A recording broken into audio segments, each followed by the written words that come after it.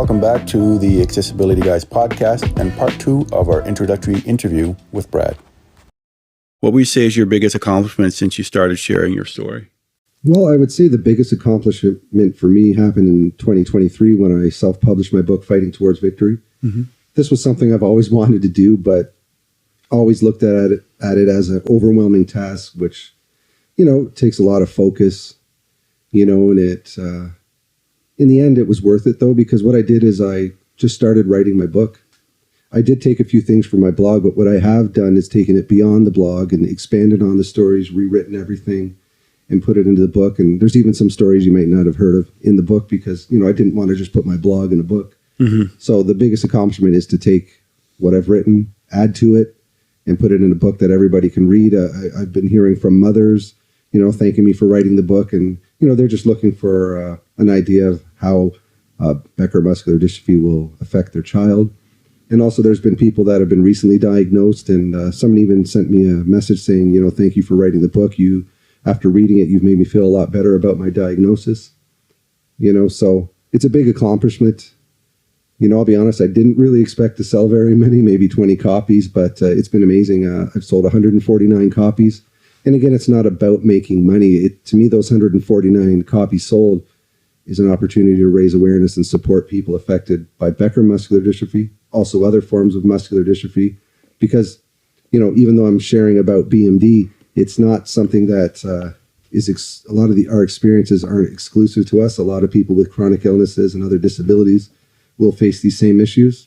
So it just feels great to be able to turn something that I thought was impossible to do into a possibility, like writing a book. I know there's a lot of people who are trying to write books right now, and I just say push through the frustration, because it's not an easy task. So are most of your books purchased in Canada, or where you're?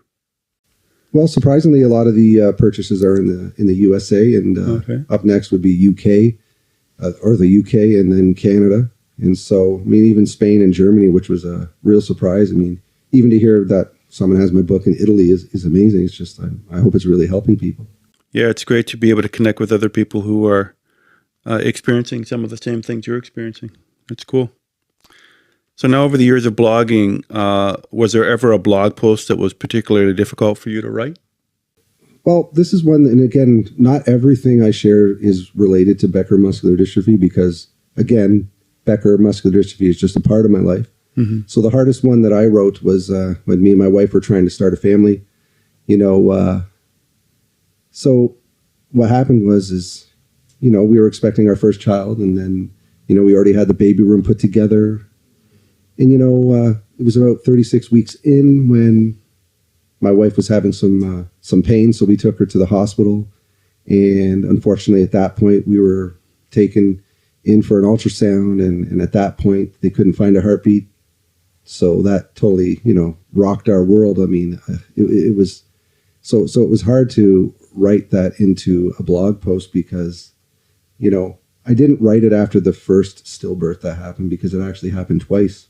Because when we tried again, it was the same thing. We got to a certain point, and then they couldn't find a heartbeat. And next thing you know, we're going through that process. And then at that point, also, my wife was diagnosed with APS, which is a blood clotting disorder. So it was just a real thing that, threw us off. I haven't shared too much about my wife's diagnosis or anything, because, that's her story to tell.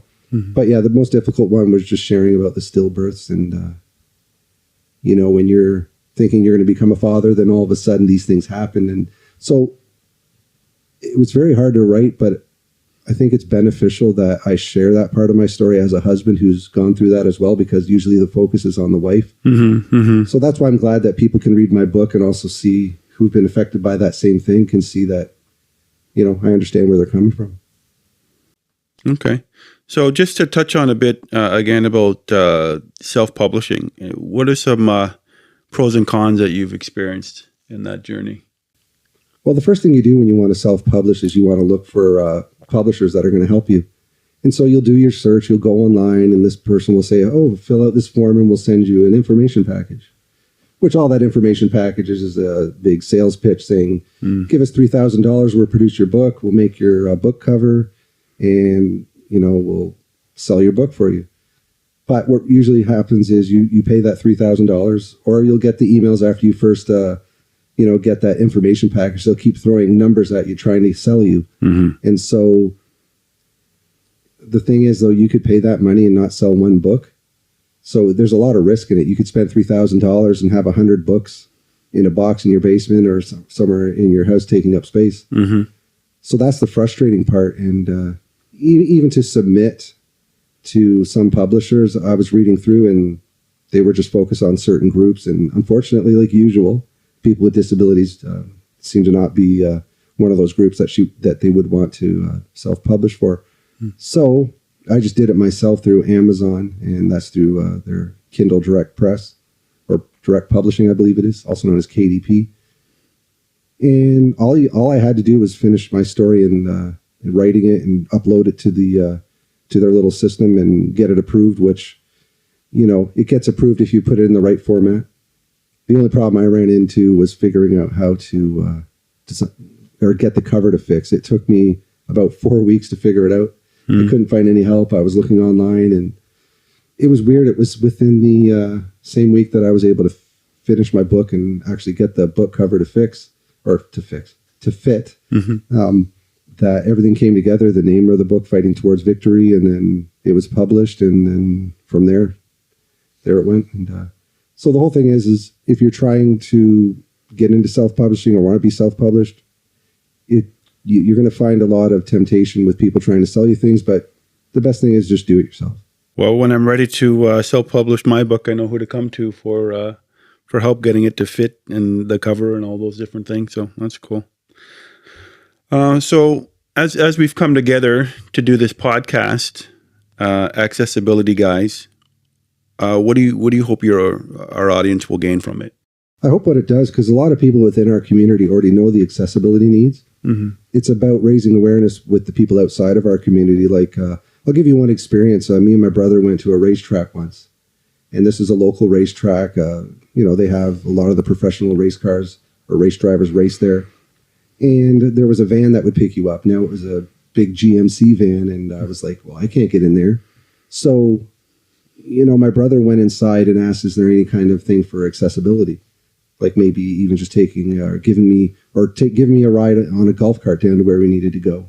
Mm-hmm. The person he talked to didn't know a thing about their accessibility, about accessibility at all. Mm-hmm. And so when we went outside, there was no option for me. So I had to crawl on my hands and knees pretty much into the van, up onto the seat in the back.